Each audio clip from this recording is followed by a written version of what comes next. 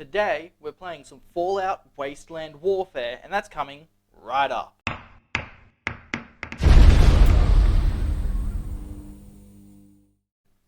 Welcome back, and it's great to have you here. Today, we're playing Fallout Wasteland Warfare, but before we get into that, I need to give a quick explanation as to why it's been so long since we put a video out. And basically, there's two reasons for this. One, we recently had a death in the family. We've been dealing with that. It's not been a great time, and it has been taking up quite a lot of my time. So I haven't had time to make videos, which brings us into the second reason, is that I've just been too busy to be able to make any content for the channel. I apologize, but we are back, and today we are playing Fallout Wasteland Warfare, which is the tabletop adaptation of Bethesda's Fallout, which it's a great game. I love what they've done with it, the way that they have designed the mechanics around it, and the pace at which it runs, which you will all see very shortly. But before we get into that, if this is your first time here, welcome, and here's what's up. If you want to improve your wargaming, make your tabletop battles more epic, and give your wargaming budget more power, then be sure to smash the subscribe button and ding the bell. That way you'll never miss out on anything when we upload content, which will happen as often as I'm able to put content out. So without further ado, let's jump down to the tabletop and get started. So Fallout Wasteland Warfare is Modifius Games' basically Fallout tabletop game, and it is fantastic. And basically it is a skirmish game, usually played on a 3-foot by 3-foot table. I don't have a 3-foot by 3-foot table. I have this 4-foot table, which we are using, and basically just measuring in half a foot from each edge, so that it becomes a 3-foot table, which, you know, works just fine, because it gives me a nice little area here for all of the cards that come with this game, which there's a lot. And it also has these AI cards for doing stuff when you only have one person to play, which is you, because you're forever alone. So we're going to be playing with the AI because, well, I figured try it out and see how smart it is, or if it's artificial stupidness. Wow, that was a terrible joke. Many more terrible jokes to come. So basically, in this scenario, the sole survivor has just emerged from the vault, has found some settlers to hang out with, which are just there, which are pretty cool. They've been coming through this forest here, and they've come across some super mutants and a dog, and they want the dog, and the super mutants want to eat them because super mutants like eating people for some reason. But obviously the survivors don't want to be eaten, so they're going to kill the super mutants, free the dog. Super mutants have several traps set up around, as marked with these little wrench icons, that they have to try and trigger using a strength test, which we will get into very shortly. So yeah, without further ado, let's get started. I've already set up, as you can see, dogs in the center of the board. Super mutants are within like 2 inches of the dog, or orange, because the game comes with all of these little measuring stick things and uses colors to tell you which one to use, but they're marked with inches, basically. So the survivors are going to try and kill them. They're set up, everything's set up, let's get started. So the super mutants start off with advantage, which means they get to go first. So in this game, the first thing that you do, you take one of these ready chits and you put it next to one of your miniatures. Because the AI is going first, obviously AI doesn't work very well if I get to pick which one goes first, so we're not doing that. Instead, these are numbered. So basically the brute is 1, and then the super mutants, then that super mutant's 2, that one's 3. So whichever one we pick up will tell us which one's which. So we'll pick up this one. 3, so this super mutant is going first. So for the AI, basically, it's very simple. You take your AI card here, and you roll this blue dice with lots of different symbols on it, and see what it comes up with. Okay, well, I think given that, you know, when it's up the right way, it shows the Nuka-Cola bottle first. We're going to go with the Nuka-Cola bottle, which also makes more sense. So basically, the super mutant wants to go towards an objective, because when the super mutant's at full health, a Nuka-Cola bottle gives you the objective thing, an O, which means objective. So we then move the super mutant, who has a movement of yellow. So with the AI, they always activate everything every turn for some reason. So he's going to move towards his nearest objective, which would be this one over here. So we put down the yellow because that's his move distance.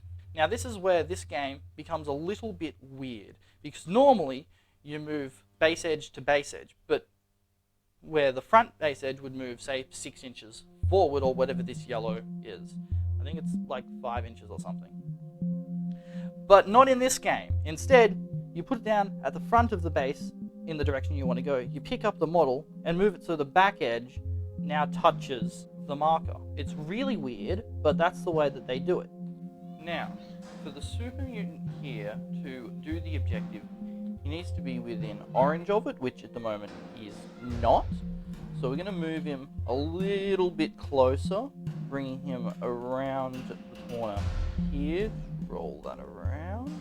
He moves yellow, so we'll just bring him around to there, which uses up his second action for the turn, which everyone gets 2 actions per turn in this game. It's not like you can do 1 move, 1 shoot, 1 charge, whatever, like you would in Warhammer, whereas in this game you just do 2 actions and then that's it, done. So next turn he'll be able to check that objective and see what it is. So now let's go over to the settlers. That super mutant brute with his sledgehammer looks like he's going to hurt me a lot. So I'm going to start with this survivor, who I'm going to activate straight away. Now they move yellow, but I'm not going to move the survivor. Instead, I'm going to use the survivor's hunting rifle here, which can shoot blue for short range. Unfortunately, the super mutant is too far for blue range. Or you can add a black measuring stick onto the back of it to shoot even further. So I'm going to use the survivor to shoot that super mutant with the hunting rifle. Now, because I'm shooting at the black range, it means that I then add 2 green dice to my white dice. 10. Wow, that's a terrible roll. So, if you look at the settler card, there's a little picture of a rifle next to perception, indicating that for rifles, such as this hunting rifle, which also has the same picture up here, tells you that it uses perception. So I needed 6 or less. I rolled a 10, but I also rolled a -2 on this dice, which would have made it an 8. So it's still a miss. So I'm going to use my second shot and hope I roll better. I totally quirked that. Nope, we got a miss. So the green dice are functionally non-existent. Of course, X, that's an auto miss. Now I know the little gear icon that was on that does something else, but I haven't read that far through the book yet, and tutorial 1 is only for up to a certain point, so we're not going to use that rule, unless I'm wrong, in which case feel free to point out how wrong I am in the comment section below. So now we'll pick another one of these. Number 2. So this super mutant is going to do their thing, so we're going to roll a blue dice. We got the explosion, which means he's going to attack using a ranged weapon, and he's going to attack the closest person to him, which at this stage would be this survivor that just took some shots. So let's see. So he's got a bolt action pipe rifle, so short range is green. So that's a definite no on the green. Let's add the blue. Yep, in range for blue. I'm going to take some shots at this survivor. So I'm fairly sure that if you're within orange of a piece of terrain that is at least partially blocking line of sight, which this survivor is, or settler, whatever you want to call them, they get cover, which means -2 to the skill check. We're shooting at long range, so we get a black dice and the standard white skill dice. Super mutant uses perception, so 4, but because there's cover, so it's 2, so I need a 1 or a 2. That's a 7, so that's a fail. So on that first action they failed, I'm pretty sure that we roll again for their second action on the AI table. We're going to do that anyway. If that's wrong, someone please tell me. I'm sure you will. So that's a Nuka-Cola bottle. So the super mutant's going to move towards the objective then, which over here would be, this objective will be closest. So it's going to move that way towards the objective, and it's done for the turn.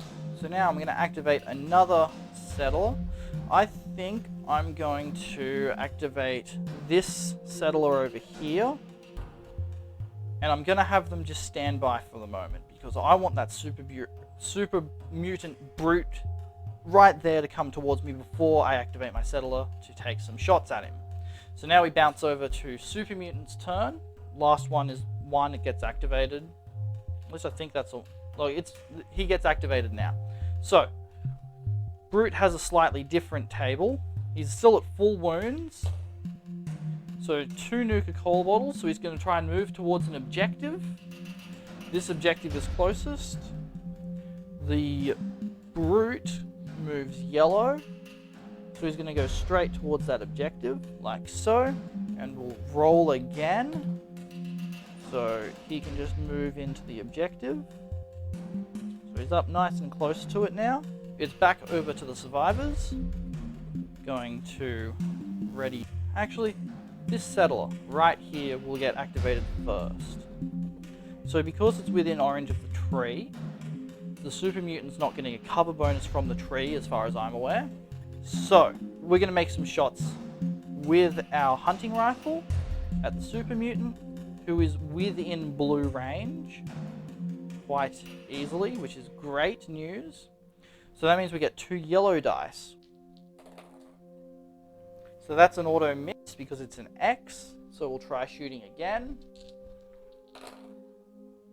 So that's the exclamation mark. So that means that they get a crit token, but I don't think I've gotten that far through the book yet to use criticals in this game yet. So that's an auto hit, but on top of that, it's also double armor penetration. So we reduce the super mutant's armor by 2, which on the brute actually has 2 armor, so its armor now goes to 0. So it gets no armor, which means it just takes the 2 damage. So the super mutant takes the 2 damage. So now we'll activate Nora, who is going to move yellow, and they're going to go in towards the dog, but they're going to go around through this little gap here. And I think those 2 settlers should be fine to take on that super mutant brute, so I'm going to move her again just around here.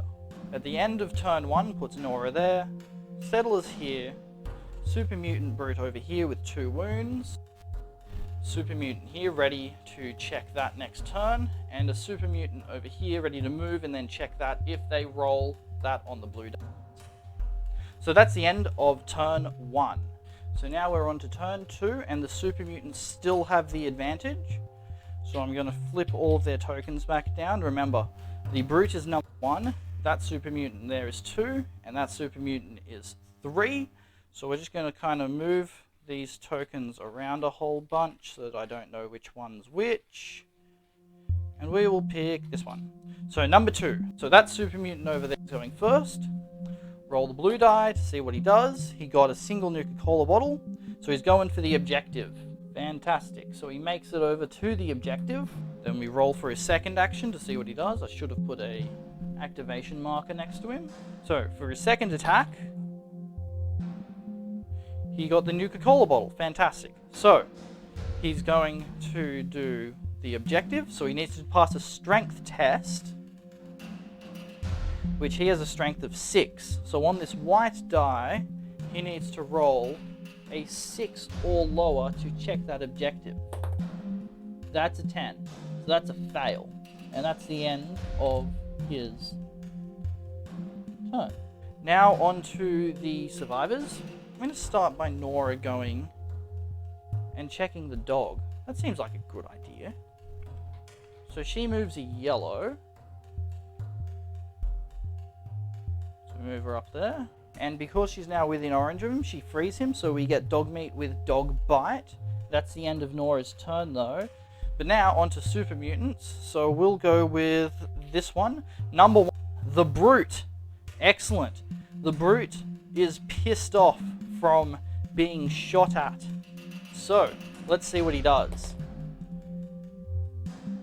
Bottle and a star, and I've actually read it, and apparently that's a star. So, he gets to attack with a close combat weapon. So he's got to try and attack whoever's closest, which would be this one. So, he can move yellow or charge green. Is he within a green charge? No. So he's just going to move when he could have checked.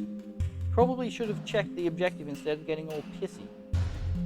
But, look, Super Mutants aren't the brightest. And I swear, if he now rolls a Nuka-Cola bottle and has to go back to the objective, I'm going to be very upset. That's a star. So he's going to charge into this settler. Now, the settler doesn't have any, like, readiness stuff, although I don't think that's in this part of the book yet. So we'll get to that. I need to read this book some more, and then we'll play some more. But for now, he can't do anything, so the Super Mutant's just going to charge in around the tree. And that is the end of this Super Mutant Brute's turn. So next turn, he will attempt to smack the settler with his sledgehammer, which is going to be very unfortunate for the settler. I'm going to take the risk, and I'm going to ready this settler, who is going to attempt to shoot the Super Mutant in combat. This could end very, very badly, but it could also work out. So, they're within blue, so for short range of the hunting rifle, so yellow and white. What's the worst that could happen, right? Okay, so shooting into the combat. We need to see if we hit anything in the combat first. That's an 8, 6, but there's 2 -1, so that makes it a 6. Hit. Oh, this is nerve-wracking.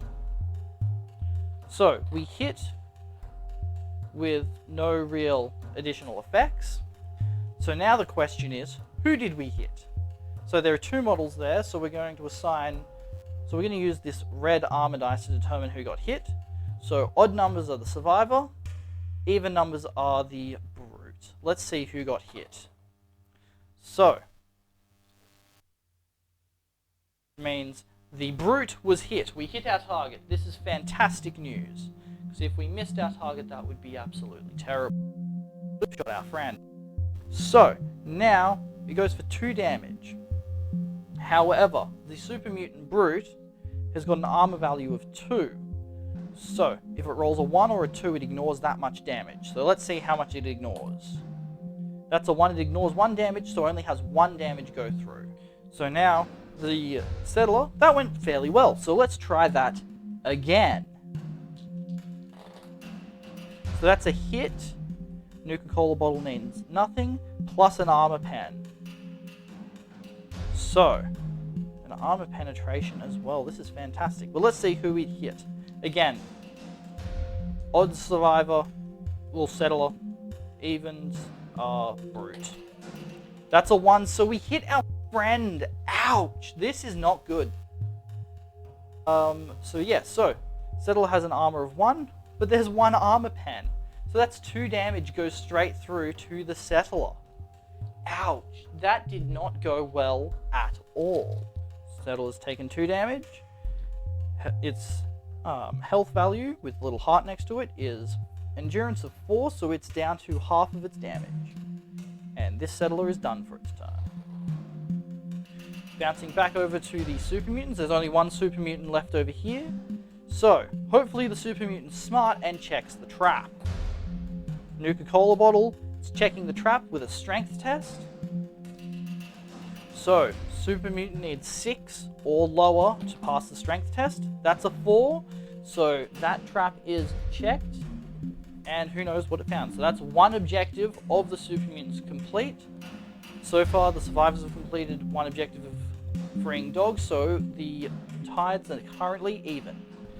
And now, because it's only survivors left, we've got a survivor here that'll get activated, and of course we also have the dog in the middle. So, let's start with the really interesting stuff and start over here. So, activating this settler. Now, the settler has not got a pistol. But everyone has an improvised weapon, which is shit. Absolutely shit. But it's either that or run away, and the super mutant will then smack us with his sledgehammer, which we do not want. This would be very bad. So the improvised close combat weapon uses the green dice, and it uses the settler's strength of 3. This is not going to end well at all. And it hit! And it would have had -3, so if he'd rolled a 6 it would have hit. So that's a hit for 1 damage. Let's see if the brute can ignore any damage. 1 or 2 to ignore it. 2, that ignores the damage. That actually went better than I expected. So the settler's going to try again. This time they rolled a 9, so that's a fail. Like, well, at least it's not an epic fail and no one burst into flames. But that settler's done. So now, it's time for this dog to go do some stuff. Bark, bark, let's go and attack. Now, dog moves very quickly.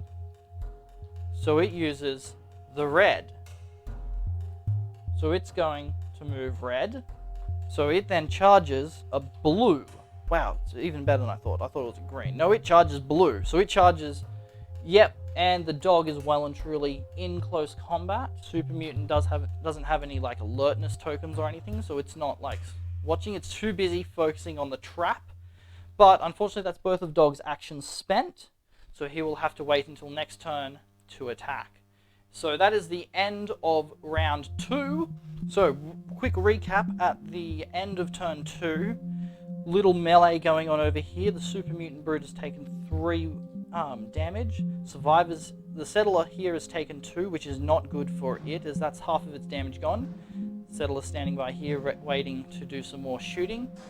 Nora has gotten to the middle of the table, a freed dog who charged into a Super Mutant, and the Super Mutants so far have uncovered one of their traps to find out what was in it. So, now, the tables turn a bit though, because the survivors have got 4 models on the table, so they have advantage and get to go first, as I understand it. If I'm wrong, please correct me. So, let's get started. You really don't do much in close combat, so we're going to attempt to shoot again, and maybe put you down before the Super Mutant Brute drag. So 2 yellow and the white. It's a hit with 1 armor pen. Odds are the survivor, evens are the brute. Oh no. Oh no, oh no, oh no. It is survivor or settler, and this is very bad because so you're not getting any armor. But something I forgot to use, the settlers get, little survivors get extra armor. So, with the -1 armor, so that means that I need a 1, I think. So I'm going to roll it, and if I get a 1, you survive with 1 wound left. That's a 2, so that's a fail. I'm counting as a fail. The point is, this settler has unfortunately been shot by their friend. This is very unfortunate. On to the Super Mutants, who I've already put these down and mixed them up. We'll go with that one. Number 1, so that is the Brute. What is the Brute going to do? They got Nuka-Cola bottles. So they're going for the objective, because they are still, they're on 3 to 4 wounds, so they're still going for an objective. So I guess they've killed their prey, and they are moving back towards this objective. Maybe they didn't see the other settler that literally shot the person in front of them. Well, look, Super Mutants aren't the brightest. Let's see what your second action is. Again, objective. Are you already within orange of it? Look, it's pretty much within orange. So I'm going to say yes, it's within orange, because I want to see if the Super Mutant will pass their test. So it's a Brute, so it's got a strength of 8, so it needs 8 or lower to pass. 10, it fails anyway. Wow, that's very unfortunate for the Super Mutant Brute, who has now spent their turn and achieved absolutely nothing. So now we will jump back over to the survivors, who at this point, I think I'll activate the dog, because it charged in, which means it gets an extra dice. So it gets one of these tokens, which is either an extra black or a green. So I'm going to give it an extra black dice. So, dog bite. which is this fantastic weapon of nonsenseness, which uses Dogmeat's agility of 8 to hit. So I need a white dice, a yellow dice, a green dice, a blue dice, and because I have that extra dice, a black dice to see if we can get some extra damage. So I'm going to remove that shit because it's used now. And let's see what we get. So 8, so that's a hit. We got Nuka-Cola bottles, which means the super mutant is now blinded. Not that that really seemed to matter anyway. Well, it's blinded twice, apparently. But it got minus armor. So, goes through for 2 damage. Super mutant only has 1 armor, no armor, so it just goes through for 2 damage, which is mildly disappointing, as I wanted some more damage off that black dice, which puts it down to 4 remaining. Let's see if we can knock some more damage off. Don't get a black dice this time.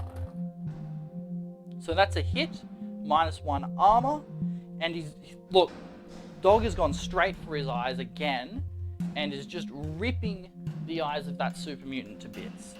It's a very blind super mutant. But it goes through for another 2 damage because we got the armor shell crack thing, taking its armor to 0. And that is the end of Dog's turn. Now we jump back over to the super mutants. So we will flip up this one, 2, which is that super mutant who was just in combat. So this makes perfect sense given that it was just in combat. Okay, so I found out what the underline means. Now it means that if it's underlined, it won't break an engagement if it's already engaged. If it's not underlined, it will to do that thing. So, let's see what it does. Nuka-Cola bottle, which means objective. Well, I suppose you can still do it. So let's see, you need a 6 or lower. That was a fail, by the way. On both me and the super mutants part, because I didn't see it get the camera on it and roll just outside of the shot, but that's a fail. So let's see what it does for its second thing. Double Nuka-Cola bottle. So that's an objective again. It's not going to fight back. He's too busy trying to get the loot. 7. He needed 6 or lower, so that's a fail. Bad super mutant. So that's the end of super mutants. Now back to the survivors, and I have 1 survivor left to activate, which is Nora. So let's activate her and see how she goes. Now, this kind of making me very uncomfortable with just 1 survivor left over. Nora's range is she's too far away, so we're going to move her yellow to get her a wee bit closer. And now Nora, who is now within range of the super mutant, is going to take a shot at him with her 10mm pistol, which is an amazing weapon, especially when silenced. So 8 and an armor break. Unfortunately for Nora, she needed 5 or lower to hit. So that's a miss. And that's her turn done. So now we will activate the last of the super mutants over here and see what he does. He's going for an objective. So his closest objective is that one over there. So he's going to move that way. So whoop. And we'll roll him again, see what he does. Objective again. Getting closer to the objective, which is very good. I think the odds of rolling a Nuka-Cola bottle on this are increased, because I seem to be rolling a lot of them. So, at the end of turn 3, Super Mutant's still injured, but he's alive and kind of, just can't decide what he wants to do. Settler over here is standing by, waiting to do some shooting. Nora is coming in to assist. The dog has almost killed the super mutant over here, and this guy over here is the only one. And this super mutant over here is the only super mutant that's actually done anything useful for the super mutants. Well, actually, no, I suppose the brute did. He killed this. No, this settler got murdered by their friend. The brute had nothing to do with it. Hashtag not all brutes. So, we will now move on to the last turn of the game, and it's not looking good for the super mutants, as the game's currently tied, actually. The super mutants have undone 1 thing, one of their objectives. The settlers have done 1. If the settlers can kill a super mutant, or if the super mutants can capture that objective, they will win, because the game's currently tied. So, Good. Okay, so we're back down to even models, but I think since the survivors had advantage last, they still have advantage. So we're going to go with the survivors first because I said so. With this settler being here, I think there is a good chance that that super mutant brute will charge in and smack them with his hammer. So, Super Mutant Brute is within blue range, as you can see. So, let's fire. We're using the yellow dice because we're within blue. And we need 6 or lower to hit. That's a 2 with a double armor pen. So, double armor. So, that brute is not getting any armor. So, they've only taken 5, so they've still got 3 left. So, we're going to take another shot with the hunting rifle, see if we can almost take the brute down. That's a 9, so that'd be a miss. That's very unfortunate. And that settler is done. So let's see which of the super mutant brutes activates next. Let's do this one. Oh no, this is very bad for these settlers. The brute is activating. He is pissed off. He is on 3 wounds, which means he's now using this middle thing, which he'll either do objective or move. Let's see what he does. Nuka-Cola, he's going for the objective. Now, we decided he was already close enough, so he's going to just attempt to activate it. He needs an 8 or lower. That's an exclamation mark. That's not a number. But that means it's a 1. So that's an activate. So that means the super mutants have actually done this objective as well, putting them in the lead. He's going to see what he does next. He's going for an objective, which means the closest objective's up there. So he's going to move around to the back of this tree here, which I'm just going to swivel that around. He's going to, we'll end up about there. Since the super mutants are now ahead, the survivors, they really need to do some damage to stop the super mutants from winning the game. So, dog will activate next. Bark, bark. Let's get started with the doggo, because doggos love killing super mutants. So, let's see. The doggo needs 8 or less to hit. It's an exclamation mark with an armor pen, so no armor. And, you know, it's blinded again. That dog is really going for that super mutant's eyes. Something chronic. He does not want that super mutant seeing anything ever again. Unfortunately for that super mutant, that puts 2 damage, bringing up to 6, which means he's now spent all of his damage and he is deceased. Very unfortunate for that super mutant, who literally just had his eyes ripped out by the doggo and kind of just, you know, ate them in front of him, made him watch. I don't know how you watch while having your eyes ripped out, but that sounds incredibly painful and not fun at all. He can charge blue. He can. So he's going to charge and engage the brute. But that's the end of his turn. Not that it really matters because, well, end of turn 4. So there's no turns after this. But if it's a tie, I might, you know, go for another turn. Because the survivors are now, it's tied again. I shouldn't have charged the dog in there. That was stupid. Now that I think about it, because I should have taken some shots with Nora at the super mutant. But too late now. So he's going to activate. And we're going to see what he does. So that's a star, apparently. It means he's going to attack someone, but he can't attack. So, well, he has to move as if he were going to attack, because he can't draw line of sight to anyone at this point in time. So he's going to instead move this way, so that he can now see someone to shoot at. And then he's going to roll for his second activation, which he gets a Nuka-Cola bottle. So he's going for the objective. Is he within orange of it? He is within orange of it. So he's going to attempt a strength test, see if he can activate it. Because if he can, the super mutants will be winning. It's an 8, unfortunately, and that's his turn spent. So, with things currently tied, Nora needs to shoot off the last of the brutes. Okay, so with Nora being in blue of the Super Mutant Brute, she's going to take some shots and we will see what happens. That's a hit with 2 damage added, so that brings the total amount of damage going through 4. This could just kill the Super Mutant, but here's a catch. We've got to see if it hits the Super Mutant or the Dog, because it could hit the Dog. So, odds are dog, even is Super Mutant. Even, that's a Super Mutant. It hits him 4 damage. He's got 2 armor. Let's see how much of this damage he can ignore.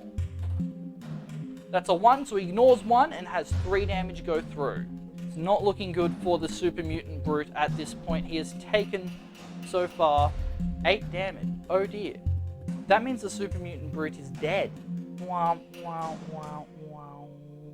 But she is going to make her move this way as if she was going to, because it makes sense, and is buffing out this video for extra view time. It is a survivor victory, because at this point the survivors have scored 1 from freeing the dog. They've killed 2 super mutants, which gives them 3 points. However, the super mutants have only revealed 2 traps, putting them on 2. So, I'm declaring this game a survivor victory. The survivors have come out on top, victorious. So there you go, that is our first game of Fallout Wasteland Warfare, and I thoroughly enjoy it. I find it an extremely fast-paced game that does not result in one person standing there waiting for the other person to do stuff for a long time. I love how it switches back and forth between the 2 players, and I found the way the AI worked rather interesting. So, we will continue when I have time to. So, moving forward, we will continue with the tutorial scenarios to get a grip on how the game works. If I made any mistakes, feel free to point them out in the comments section below.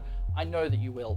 Anyway, and as always, if you want to improve your wargaming, make your tabletop battles more epic, and give your wargaming budget more power, then be sure to smash the subscribe button, ding the bell, and do all the other awesome stuff. Check us out on Faceballs as well, because it's fantastic, and I will see you next time.